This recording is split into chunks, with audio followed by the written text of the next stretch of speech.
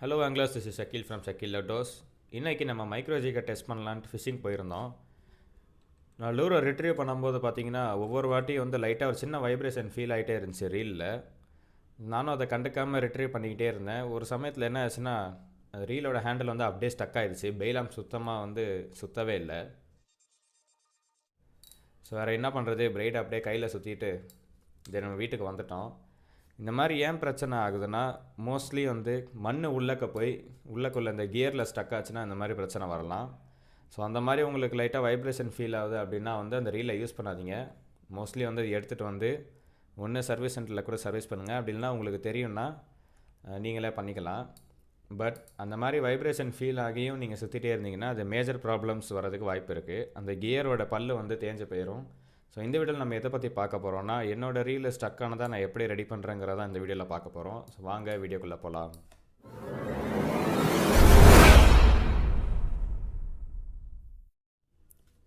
First நான் handle and ஸ்பூலை remove பண்ணிடுறேன்.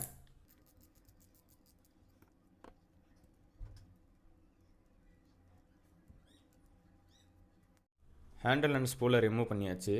Next இந்த கியரையும் இங்கே இருக்கிற இந்த நட்டையும் கழட்டிடலாம்.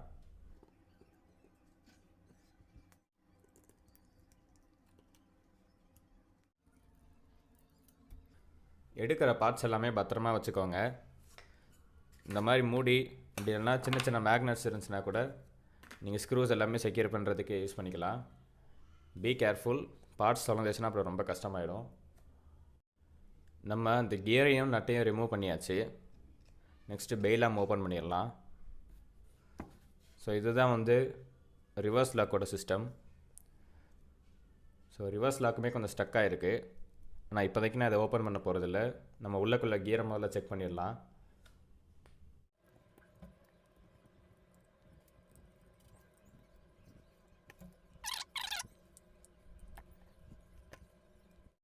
இப்போ வெளியே உள்ள ஸ்க்ரூஸ் எல்லாமே கழட்டியாச்சு.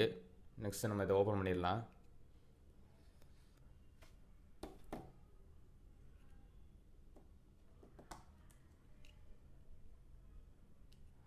இதுதான் வந்து மெயின் கியர். இதுதான் பார்த்தீங்கன்னா இப்போ நல்லா ஸ்டக்காக இருக்குது. நான் பொறுமையாக ரிமூவ் பண்ணுறேன். இந்த கியர் பார்த்திங்கன்னா இப்போ நல்லா ஸ்டக் ஆகிருச்சு. ஸோ அதனால் என்ன பண்ண போகிறோன்னா, இந்த சைடில் உள்ள ஷாஃப்ட்டை முதல்ல ரிமூவ் பண்ணிவிட்டு இந்த ஷாஃப்ட்டோட கனெக்ட் ஆகிற இந்த பார்ட்டை கழட்ட ட்ரை பண்ண போகிறேன்.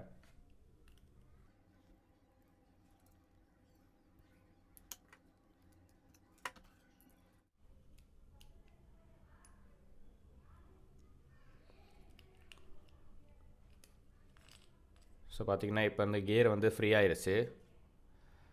நெக்ஸ்ட்டு மீதி உள்ள பார்ட்ஸ் எல்லாத்தையும் நான் கழட்டி எடுத்துடுறேன்.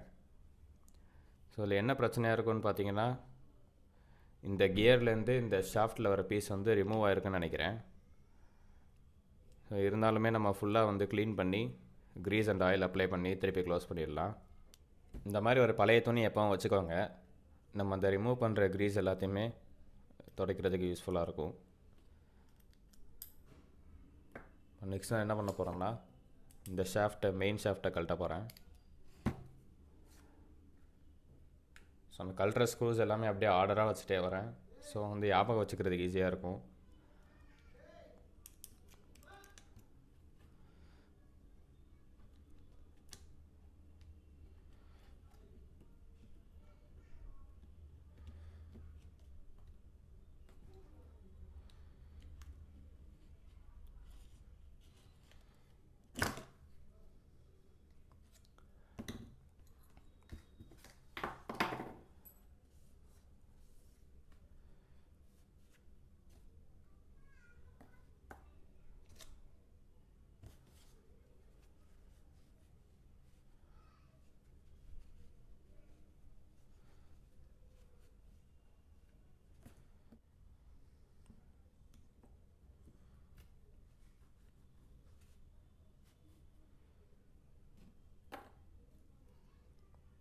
ஸோ முக்கியமான எல்லா பார்ட்ஸுமே ரிமூவ் பண்ணியாச்சு.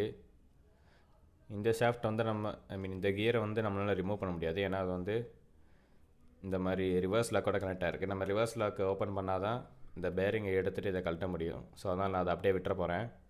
இதை மட்டும் நம்ம நல்லா க்ளீன் பண்ணி புதுசாக க்ரீஸ் அண்ட் ஆயில் அப்ளை பண்ணி க்ளோஸ் பண்ணிடலாம். ஸோ மெயினாக அந்த ப்ராப்ளம் வந்து இந்த கியரில் உள்ள இந்த பல் வந்து இந்த கேப்புக்குள்ளே இருக்கணும். அப்போ தான் வந்து இதை சுற்றும் போது இது மேலேயும் கீழேயும் போயிட்டு வரும்.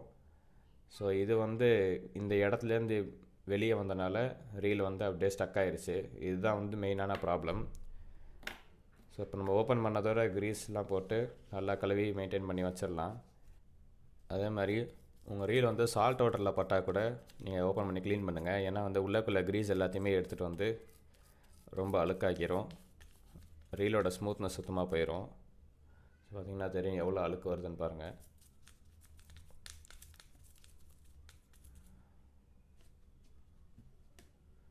உங்கள்கிட்ட வந்து இந்த மாதிரி சொல்யூஷன் இருந்தாலுமே கூட நீங்கள் யூஸ் பண்ணிக்கலாம். இது வந்து ஃபோனோட ஸ்க்ரீன்லாம் க்ளீன் பண்ணுற சொல்யூஷன். அதை நான் லைட்டாக ஸ்ப்ரே பண்ணிக்கிட்டு நல்லா தொடச்சிட்றேன்.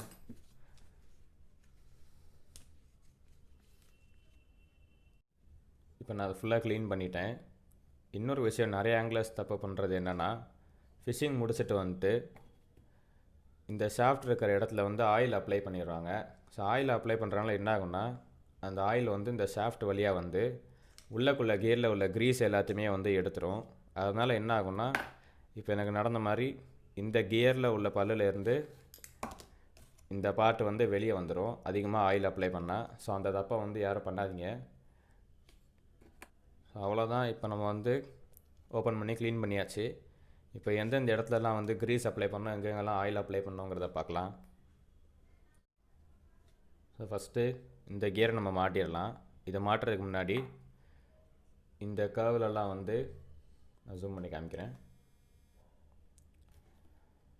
இந்த இடத்துலலாம் வந்து க்ரீஸ் அப்ளை பண்ணிக்கலாம். இது அப்புறம் வந்து இந்த ஸ்க்ரூ மாட்டுற இடத்த சுற்றி க்ரீஸ் அப்ளை பண்ணிக்கலாம்.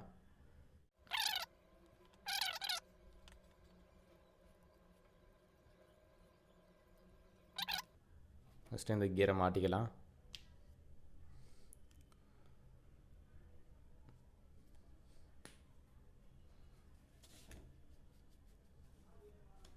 ஓகே, ஃபஸ்ட்டு வந்து மாட்டியாச்சு. அடுத்து வந்து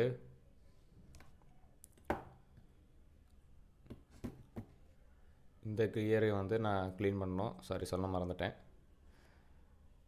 இதை நான் க்ளீன் பண்ணிவிட்டு மாட்டிடலாம். இந்த கியரையும் க்ளீன் பண்ணியாச்சு. நெக்ஸ்ட்டு இந்த பீஸை வந்து அது இருந்த இடத்துல வச்சிடலாம். இந்த மாதிரி கியரோட பல் இருக்குல்ல, அதோட கேப்ஸ்லாம் வந்து நம்ம க்ரீஸ் அப்ளை பண்ணணும். ஸோ இந்த இடத்துலையும் தென் இந்த பல்லுலேயும் ஃபுல்லாக நான் க்ரீஸ் அப்ளை பண்ணிக்கிறேன்.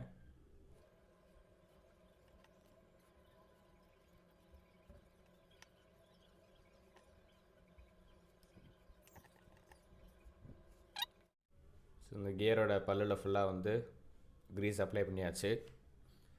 இது இருக்கட்டும். நெக்ஸ்ட்டு இந்த மெயின் ஷாஃப்ட் கனெக்ட் ஆகிற இடத்துல இது உள்ளக்கே கொஞ்சம் க்ரீஸ் அப்ளை பண்ணிக்கலாம்.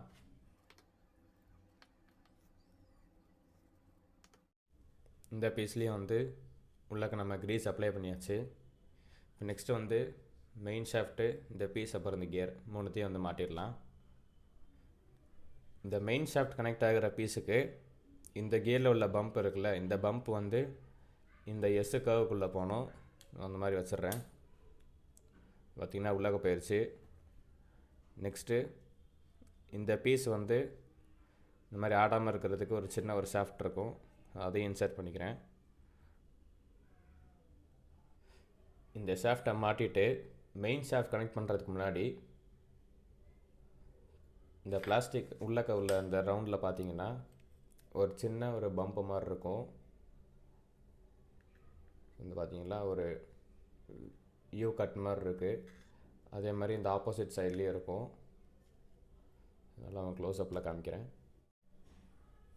பார்த்தீங்கன்னா இந்த இடத்துல ஒரு யூ கட் மாதிரி இருக்கும். அது எது கொடுத்துருக்காங்கன்னா, இந்த ப்ளூ கலர் பீஸில்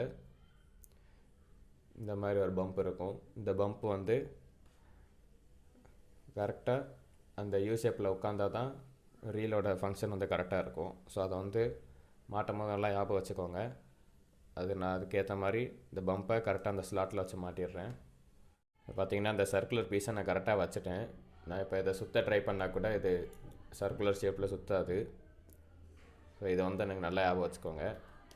தென் இந்த கியரை நம்ம மாட்டிட்டு அதுக்கப்புறமா நான் ஷாஃப்டை மாட்டிக்கலாம். இந்த கியரை மாட்டும் போது இந்த ப்ளூ கலர் பீஸ் டிஸ்டர்ப் பண்ணாமல் மாட்டுங்க. ஸோ இந்த கியரை மாட்டி முடிச்சதுக்கப்புறம் மெயின் ஷாஃப்டை மாட்டிக்கலாம். இந்த இடத்துல வர ஸ்க்ரூவையும் மாட்டியாச்சு.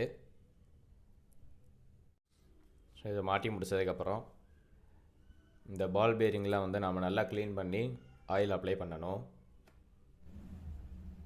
இப்போ இந்த பால் பேரிங்கில் நான் மிஷின் ஆயில் யூஸ் பண்ணுறேன். இதில் கோகோனட் ஆயில் யூஸ் பண்ணாதீங்க. இதுக்குள்ளே மிஷின் ஆயில் மட்டும் யூஸ் பண்ணுங்கள். இதை கொஞ்ச நேரம் வச்சிடலாம். வச்சுட்டு கொஞ்ச நேரம் எண்ணெயில் ஊறினதுக்கப்புறம் இதை எடுத்து நம்ம மாட்டிடலாம். இப்போ பால் பேரிங்லேயும் நல்லா ஆயில் அப்ளை பண்ணி கொஞ்ச நேரம் இந்த மாதிரி டர்ன் பண்ணிக்கோங்க. நல்லா ஸ்மூத்தாக வரைக்கும் டர்ன் பண்ணிவிட்டு தென் உங்களுக்கு வேணும்னா தொடச்சிட்டு இன்னும் கொஞ்சம் கூட ஆயில் அப்ளை பண்ணிக்கலாம். நான் அந்த மாதிரி தான் பண்ணியிருக்கேன். தொடச்சிட்டு இன்னும் கொஞ்சம் ஆயில் அப்ளை பண்ணியிருக்கேன். இப்போ நம்ம இதை மாட்டிடலாம்.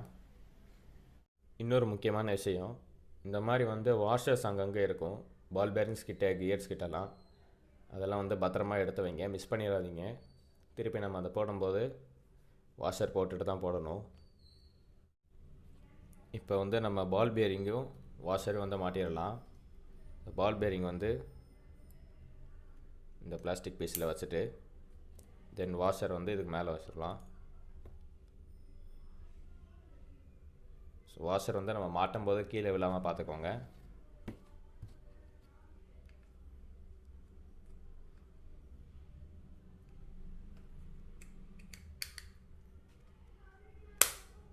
இப்போ நம்ம ஃபுல்லாக அசம்பிள் பண்ணி முடிச்சாச்சு. இப்போ ஸ்க்ரூஸ் எல்லாத்தையும் மாட்டிடுறேன்.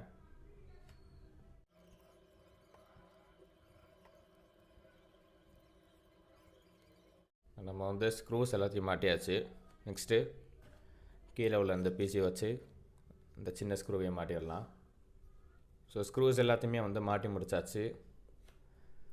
ஒரு இம்பார்ட்டண்ட்டான விஷயம், நம்ம ரீலை கழட்டுறதுலேருந்து க்ளீன் பண்ணுற வரைக்கும் ரீலை தலைகீழ திருப்பக்கூடாது. அப்படி திருப்பினோம்னா இந்த உள்ளக்க இருக்கிற இந்த சர்க்குலர் பார்ட் கலண்டுரும். அது கலண்டுருச்சுன்னா சின்ன சின்ன பார்ட்ஸுமே உள்ளக்க கலந்து விழுந்துடும். அப்படி விழுந்துச்சுன்னா அப்புறம் இந்த எல்லா ஸ்க்ரூஸையும் கலட்டி இந்த ஆன்டிரிவர் சிஸ்டமே நம்ம திருப்பி மாட்டுற மாதிரி இருக்கும். அதனால் இந்த ரீலை தலைகீழ திருப்பாமல் கரெக்டாக ஒர்க் பண்ணுங்கள். இன்னொரு முக்கியமான விஷயம் நான் இது எங்கேயுமே அஃபிஷியலாக கற்றுக்கல, நானே கலட்டி கற்றுக்கிட்டது தான். ஸோ இதில் தவறும் இருக்கலாம். ஆனால் நான் இது வரைக்கும் நான் பண்ண ரீல் சர்வீஸ் எல்லாமே இது வரைக்கும் எந்த பிரச்சனையும் வந்ததில்லை. ஸோ நீங்கள் இதை பார்த்து கழட்டுறீங்கன்னா ஏதாச்சும் ஆச்சுன்னா கம்பெனி பொறுப்பாகாது. அதையும் நான் சொல்லிக்கிறேன். நெக்ஸ்ட்டு பேலாம மாட்டிட்டு தென் அந்த நட்டு அப்புறம் கியரையும் மாட்டிடலாம்.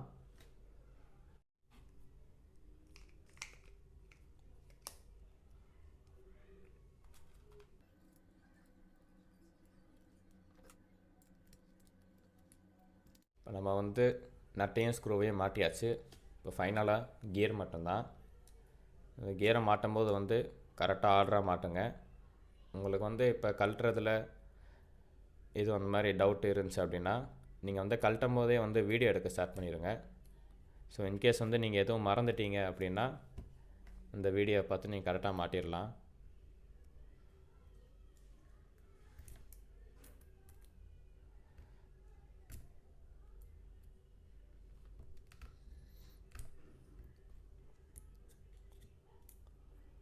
இப்போ நான் கியரையும் மாட்டி முடிச்சிட்டேன்.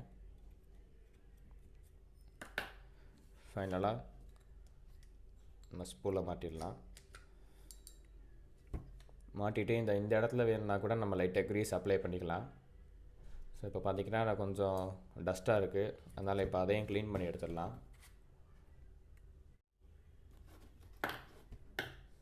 இந்த உள்ளக்குள்ளே வாஷர் ரிமூவ் பண்ணுறதுக்கு ஃபஸ்ட்டு இந்த ஸ்ப்ரிங்கை கழட்டணும். ஸ்ப்ரிங்கை கழட்டுறதுக்கு இந்த இடத்துல பார்த்திங்கன்னா அந்த ஸ்ப்ரிங்கை ஃபுல்லாக 2 சின்ன கேப் இருக்கும். அந்த இடத்துல இந்த மாதிரி ஏதாச்சும் ஒரு குச்சியை வச்சு லைட்டாக ப்ரெஸ் பண்ணிங்கன்னா ஸ்ப்ரிங் வந்து வெளியே வந்துடும். எடுத்துட்டிங்கன்னா இந்த வாஷர் வந்து வெளியே வந்துடும்.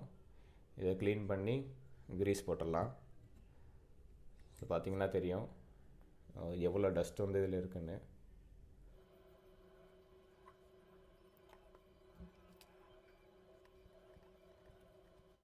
இப்போ வந்து க்ளீன் பண்ணி கிரீஸ் அப்ளை பண்ணியாச்சு. நெக்ஸ்ட்டு வந்து இந்த ஸ்ப்ரிங்கை இருந்த மாதிரி மாட்டிடலாம். இந்த ஸ்ப்ரிங்கை மாட்டுறதுக்கு உள்ளே பார்த்திங்கன்னா ஒரு சின்ன ஒரு இடம் மாதிரி இருக்கும். அந்த இடத்துல இந்த ஸ்ப்ரிங்கோட டாப் பீஸை அதில் வச்சுட்டு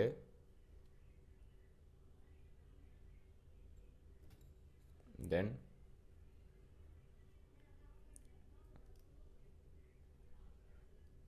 ஸ்ப்ரிங்கை மாட்டியாச்சு.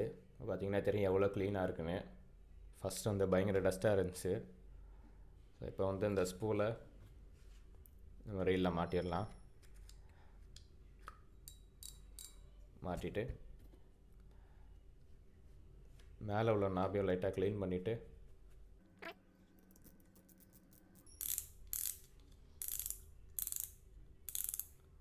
எப்போவுமே வந்து ஃபிஷ்ஷிங் முடிச்சதுக்கப்புறம் ட்ராகை கொஞ்சம் லூஸாகவே வைங்க. நீங்கள் ரொம்ப டைட்டாக வச்சிங்கன்னா உள்ளக்குள்ளே அந்த ட்ராக் வாஷஸ் எல்லாமே வந்து கம்ப்ரெஸ் ஆகிட்டு தென் போக போக உங்களோட ட்ராகோட கெப்பாசிட்டி குறைஞ்சிட்டே வரும். ஸோ வந்து எப்போவுமே இந்த மாதிரி லூஸாக வைங்க. ஃபைனலாக வந்து ஹேண்டிலே மாட்டிடலாம். மாட்டிட்டு ரீல் எப்படி இருக்குன்னு செக் பண்ணிடலாம்.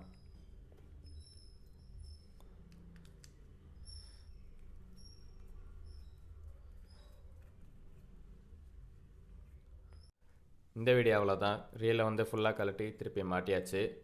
ஹோப் இந்த வீடியோ வந்து உங்களுக்கு ஹெல்ப்ஃபுல்லாக இருக்கும்னு நினைக்கிறேன்.